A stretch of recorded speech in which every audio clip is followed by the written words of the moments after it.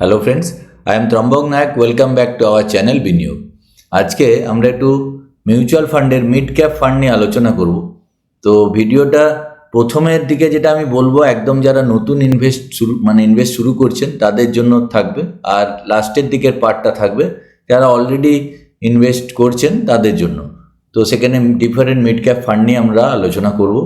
তো প্রথমে বলি যে মিড ক্যাপ ফান্ড অ্যাকচুয়ালি কাকে বলে। তো মিড ক্যাপ ফান্ড হচ্ছে মার্কেট ক্যাপিটালাইজেশন অনুযায়ী 100 থেকে 250তম স্টকের মধ্যে যে কোম্পানিগুলো পড়ে সেগুলো হচ্ছে মিড ক্যাপ ফান্ড। মানে মার্কেট ক্যাপিটালাইজেশন মানে কি, কোনো কোম্পানিকে আজকে যদি আপনি টোটালি কিনে নিতে চান তো যে দামে আপনাকে কিনতে হবে সেটাই হচ্ছে তার মার্কেট ক্যাপিটালাইজেশন। ধরুন রিলায়েন্স ইন্ডাস্ট্রি আজকে ইন্ডিয়ার সব থেকে টপ মার্কেট ক্যাপ কোম্পানি, মানে মার্কেট ক্যাপিটালাইজেশন রিলায়েন্স ইন্ডাস্ট্রির প্রায় 19,66,660 কোটি টাকা। মানে আপনাকে যদি রিলায়েন্স ইন্ডাস্ট্রিজ কিনতে হয় তাহলে এই টাকাটা আপনাকে পে করতে হবে, তবে আপনি গোটা রিলায়েন্স ইন্ডাস্ট্রিজ কিনতে পারবেন।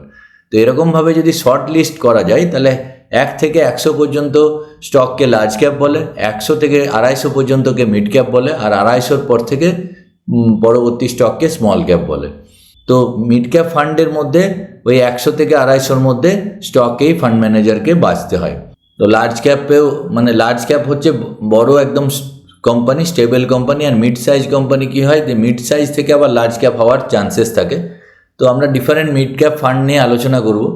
তো কোনো ফান্ড ম্যানেজারকে মিড ক্যাপ ফান্ডে যদি মিড ক্যাপ ফান্ডের মধ্যে 65% মিড ক্যাপ ওরিয়েন্টেড স্টক রাখতে হয়, বাদ বাকি অন্য কিছু রাখতে পারে। তো সেটাই হচ্ছে মিড ক্যাপ ফান্ড। এবার ডিফারেন্ট মিড ক্যাপ ফান্ড আছে, যেমন এইচডিএফসি মিড ক্যাপ ফান্ড আছে, Motilal Oswal mid cap fund আছে, ইনভেস্টকো ইন্ডিয়া মিড ক্যাপ ফান্ড আছে।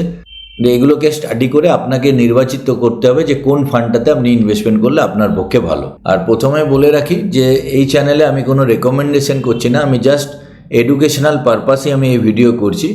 আমি অ্যাজ এ মিউচুয়াল ফান্ড এবং পিএমএস ডিস্ট্রিবিউটার হিসেবে কাজ করি। তো আমার এখানে কোনো ইন্টেনশন নেই আপনাকে রেকমেন্ডেশন করার। এন্ড অফ দ্য ডেতে প্রফিটও আপনার, লসও আপনার। দয়া করে আপনি নিজে রিসার্চ করে ইনভেস্টমেন্ট করবেন, আর না হলে কোনো ডিস্ট্রিবিউটার বা অ্যাডভাইজারের গাইডেন্স নিয়ে ইনভেস্টমেন্ট করবেন। তো এবার আমরা যাব যে মিড ক্যাপের ডিফারেন্ট ফান্ডের কেমন রিটার্ন দিচ্ছে। আমরা মিড ক্যাপ ফান্ডের মধ্যে টোটাল 29খানা মিড ক্যাপ ফান্ড আছে ইন্ডিয়াতে। তো আমরা যদি দেখি লাস্ট 1 ইয়ারে মিনিমাম রিটার্ন দিয়েছে -4.71%, অ্যাভারেজ রিটার্ন এসছে 4%, আর ম্যাক্সিমাম রিটার্ন এসছে 12.39%। আর Nifty mid cap TRI index return দিয়েছে 8.87%। 12.39% রিটার্ন দিয়েছে ইনভেস্টকো ইন্ডিয়া মিড ক্যাপ। এই ফান্ডটা একটা অসাধারণ ফান্ড, এই ফান্ড নিয়ে আমি আগেও আলোচনা করেছি। তো এখানে একটা কথা বলে রাখি যে এখানে point to point return R rolling maiden return, এই দুটোর মধ্যে মেনলি তফাৎ কি দেখুন। পয়েন্ট টু পয়েন্ট রিটার্ন মানে হচ্ছে আপনার end NAV, point to point রিটার্নের ফর্মুলা হচ্ছে end NAV minus starting NAV divided by starting NAV into 100। মানে পয়েন্ট টু পয়েন্ট রিটার্নে অনেক সময় বায়াস সিদ্ধান্ত হয়ে যায়। মানে কোনো বছরের একদম লোতে ইনভেস্টমেন্ট করেছেন আর সেই পরের বছরের ধরুন একদম হাইয়ে, সেই সময় মার্কেট হাই চলে গেছে, তো সেই সময় বিক্রি করছেন। তো পয়েন্ট টু পয়েন্ট রিটার্নে অনেক সময় বেশি রিটার্ন আসতে পারে বা খুব কম রিটার্নও আসতে পারে। তো যেটা সবথেকে দেখতে হয় ইনভেস্টমেন্ট করার সময়, সবসময় রোলিং মিডেন রিটার্ন বা রোলিং রিটার্ন দেখলেই বেটার হয়।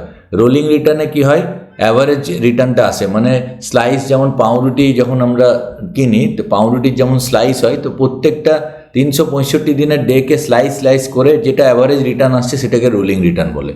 তো যদি আমরা দেখি এখানে টপ 3টে ফান্ডের মধ্যে দেখুন লাস্ট 1 ইয়ারে পারফরমেন্সে 12.39%, Invesco India Contra HDFC mid cap ফান্ডও খুব ভালো করছে 9.33।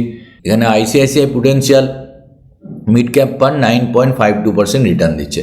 এবার যদি আমরা রোলিং রিটার্নে গিয়ে দেখি, ইনভেস্টকো ইন্ডিয়া মিড ক্যাপের রোলিং রিটার্ন আছে লাস্ট 3 বছরে 25.22, আর লাস্ট 5 ইয়ারে 28.51%। এইচডিএফসি মিড ক্যাপের রোলিং রিটার্ন আছে লাস্ট 3 ইয়ারে 29.10, আর লাস্ট 5 ইয়ার্সে আপনার আসছে 29.62। মানে অসাধারণ ফান্ড। আর একটা ফান্ড খুবই নাম করেছিল মতিলাল ওসওয়াল মিড ক্যাপ, যেটা লাস্ট 3 ইয়ার্সে 25, 29 এরকম রিটার্ন দিচ্ছিল, কিন্তু লাস্ট 1 ইয়ারে প্রায় মুখ থুবড়ে পড়ে আছে 4.58। তো মতিলাল অসওয়াল মিড ক্যাপের যেটা আমি দেখছিলাম খুব কনসেন্ট্রেটেড পোর্টফোলিও আছে। তো ইন ফিউচার হয়তো মতিলাল অসওয়াল আবার এখান থেকে কাম ব্যাক করতে পারে। যদি মতিলাল অসওয়ালের আমরা পোর্টফোলিও দেখি, এখানে আমরা পোর্টফোলিও দেখি, দেখুন এখানে মতিলাল অসওয়ালে অনলি 20 স্টক আছে, 20টা মাত্র স্টক আছে। ওয়ারাজ এইচডিএফসি মিড ক্যাপের যদি আপনি পোর্টফোলিও দেখেন তাহলে এখানে 77টা স্টক আছে, মানে আরও over diversified. Invesco India mid ক্যাপেরও যদি পোর্টফোলিও দেখেন তো এখানেও দেখুন মোটামুটি 49টা স্টক আছে। তো কেউ 77টা স্টক নিয়ে পোর্টফোলিওতে ইনভেস্টমেন্ট করছে, কেউ অনলি 20, কেউ 49। তো ইনভেস্কো ইন্ডিয়া মিড ক্যাপ না ওভার ডাইভার্সিফাইড, না ফুললি কনসেন্ট্রেটেড, মাঝামাঝি জায়গায় একটা বিলং করছে। এবার যদি রিস্ক অ্যানালিসিসও করেন এখানে ইনভেস্কো ইন্ডিয়া মিড ক্যাপের, এখানে ইনভেস্কো ইন্ডিয়া মিড ক্যাপের শার্প রেশিও আছে 1.18, জেনসেন আলফা আছে 3.63, টেনার রেশিও আছে 19.90, যেগুলো বেঞ্চমার্ক বা ক্যাটাগরি অ্যাভারেজের থেকে সব থেকে বেশি। আর এখানে এইচডিএফসি মিড ক্যাপেরও যদি আপনি যান, এখানে রিস্ক অ্যানালিসিস যদি করেন তো এখানে শার্প রেশিও 1.29, জেনসেন আলফা 4, আর টেনার রেশিও 20, মানে এইচডিএফসি মিড ক্যাপের রিস্ক অ্যানালিসিস ইনভেস্কোর থেকে বেটার। আর মতিলালের যদি আপনি দেখেন তো মতিলালে এখানে 1.06 শার্প রেশিও, জেনসেন আলফা 3.99, মানে প্রায় 4, আর টেনার রেশিও 20.42। তো অলমোস্ট রিস্ক অ্যানালিসিসের ক্ষেত্রে মতিলাল মিড ক্যাপ আর এইচডিএফসি মিড ক্যাপ বেটার জায়গায় আছে ইনভেস্কো ইন্ডিয়া মিড ক্যাপের থেকে। লাস্ট 1 ইয়ারের পারফরমেন্স যদি দেখেন তাহলে ইনভেস্কো ইন্ডিয়া মিড ক্যাপ খুবই ভালো পারফরমেন্স করছে। আমি একটা জাস্ট এসআইপি ক্যালকুলেটারে দেখব যে লাস্ট 5 ইয়ার্সে যে 3টে ফান্ড সব থেকে ভালো করেছে তারা রিটার্ন কেমন জেনারেট করেছে। তো আমরা যেটা দেখছিলাম এখানে ইনভেস্কো ইন্ডিয়া মিড ক্যাপই ধরুন কী করছে আমরা একটু দেখি। তো 25.22 লাস্ট 3 ইয়ার্সে, আর লাস্ট 5 ইয়ার্সে 28.51। মানে কি এখানে যদি আমরা যাই, এখানে এসআইপি ক্যালকুলেটারে আমি গেলাম, এখানে যদি কেউ একটা 5,000 টাকারও এসআইপি করে লাস্ট 5 বছর ধরে, তাহলে 28% সিএজেরে গ্রো করেছে, মানে অস্বাভাবিক রিটার্ন। মানে 3 লাখ টাকা মাসে মাসে ইনভেস্টমেন্ট করে টোটাল 3 লাখ টাকা জমা হয়েছে, এখন 5,98,000 টাকা ভ্যালুয়েশন আছে। আর এটাই যদি কেউ 3 বছরে করেছে তো 3 বছরে যে রিটার্নটা এলো, 3 বছরে এখানে রিটার্ন আসছে ইনভেস্কো ইন্ডিয়া মিড ক্যাপের 25.22, মানে আমি 25%ই ধরলাম। তো 3 বছর এখানে 25% যদি দিই তাহলে এখানে রিটার্ন আসছে 1,80,000-তে 2,58,000। ম্যাসিভ ওয়েলথ ক্রিয়েট হয়েছে লাস্ট 5 ইয়ার্সে।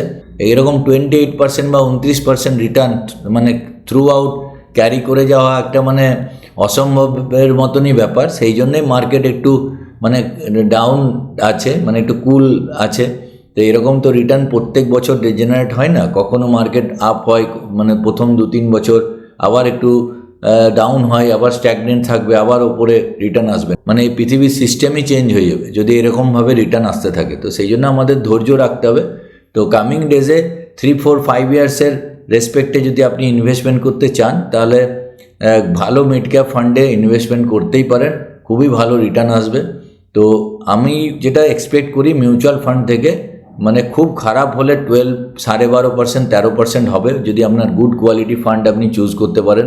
অবশ্যই রোলিং রিটার্ন দেখে ইনভেস্টমেন্ট করবেন, আর ভালো যদি আউটস্ট্যান্ডিং করে তো 15-16% আপনি রিটার্ন পাবেন। যেটা হয়েছিল লাস্ট 5 বছরে এত রিটার্ন কেন দেখাচ্ছে, যে কোভিডের একদম ওই সময় ইনভেস্টমেন্ট, কোভিডের সময় মানে ড্রাস্টিক্যালি মার্কেট ফল হয়েছিল, সেই সময় থেকে ইনভেস্টমেন্ট করার পর থেকে ইন্ডিয়ান মার্কেটে ম্যাসিভ র্যালি আসে, কিন্তু লাস্ট 1.5 বছর কোনো র্যালি নেই। সেই কারণে লাস্ট 1 ইয়ার বা 2 বছর কিন্তু ফান্ডের পারফরমেন্স খারাপ আছে। এটা খুব তাড়াতাড়ি আস্তে আস্তে আমরা কাটিয়ে উঠবো, একটা রিজনেবল রিটার্ন আমরা পাবো। তো এসআইপিতে লম্বা টার্মে আপনাকে স্টে ইনভেস্টেড থাকতে হবে, তাহলেই বড় রিটার্ন হবে। যদি এখানে কেউ 5,000 টাকার, আমি এখানে যদি 10,000 টাকার আমি এসআইপি দেখি, যদি এটা যেটা 28% রিটার্ন যেটা 5 বছরে এসছে, মজাটা কোথায় যে এখানে 6 লাখে রিটার্ন আসছে প্রায় 12 লাখ টাকার মতো, 11,96,000, 5 বছরে 28%। তো এটা ধরাই উচিত নয়। 28%-এ এইভাবে কন্টিনিউয়াস গ্রো করতে পারে না, অ্যাটলিস্ট মিউচুয়াল ফান্ড পারে না। এটা যদি পিএমএস হয় তাহলেও সেখানে সম্ভব, কিন্তু মিউচুয়াল ফান্ড এরকম 28% মিউচুয়াল ফান্ডের স্ট্রাকচারই সাপোর্ট করবে না যে এরকম 28% হারে কন্টিনিউয়াস রিটার্ন দেওয়া, তাই এই এক্সপেকটেশন রাখাই ভুল। আপনাদের উচিত 13% থেকে 15% রিটার্ন ধরে চলা। এবার যদি আপনি লম্বা টার্মে যদি দেখেন, এটাই যদি 5 বছরের জায়গায় আমি যদি এটাকে 10 বছর করে দিই, আর এখানে 28-এর জায়গায় যদি আমি 15%ও দিই, মানে 15% CAGR-এ যদি আপনার টাকা গ্রো হয়, তাহলে দেখুন কি সুন্দর, মানে কত বড় রিটার্ন আসে। 12 লাখ টাকাতে আপনার 26 লাখ টাকা চলে আসছে। আর এটাই যদি 15 বছর চলে 15% রিটার্ন, তাহলে 18 লাখের রিটার্ন চলে আসছে 61 লাখ। আর এটাই যদি 20 ইয়ার্স করে দেন, 20 বছর করে দেন, তাহলে এটা 24 লাখে আপনার 1,32,00,000 রিটার্ন চলে আসছে। তো সিম্পল, আপনার 20 বছর পরে 10,000 করে SIP-তে অ্যাটলিস্ট আপনার 1.3 crore চলে আসবে। তো 1 বছরের রিটার্ন বা 2 বছরের রিটার্ন দেখে ঘাবড়ে লাভ নেই। তো একটা কমপ্লিট পোর্টফোলিও বানান। সেই পোর্টফোলিও বানাতে আপনাকে আপনার ডিস্ট্রিবিউটার বা অ্যাডভাইজার সাহায্য করবে। সেই পোর্টফোলিওতে কনভিকশন রেখে স্টিক করে লম্বা টার্মের SIP চালান, তাহলেই ওয়েলথ ক্রিয়েট হবে। ছটপট করলে ওয়েলথ ক্রিয়েট হবে না। আপনার পেশেন্স চাই এবং কনভিকশন চাই। তো প্রত্যেক দিনই সন্ধ্যে 7টার সময় আমি এই চ্যানেলে মিউচুয়াল ফান্ড এবং স্টক মার্কেট রিলেটেড ভিডিও নিয়ে আসি। চ্যানেলটি যদি এখনও সাবস্ক্রাইব না করেছেন তো প্লিজ সাবস্ক্রাইব করে নেবেন, আর বন্ধুদের সঙ্গে শেয়ার করবেন, আর বন্ধুদেরও সাবস্ক্রাইব করাবেন। তো পরের ভিডিওতে খুব তাড়াতাড়ি দেখা হচ্ছে। জয় হিন্দ, জয় ভারত।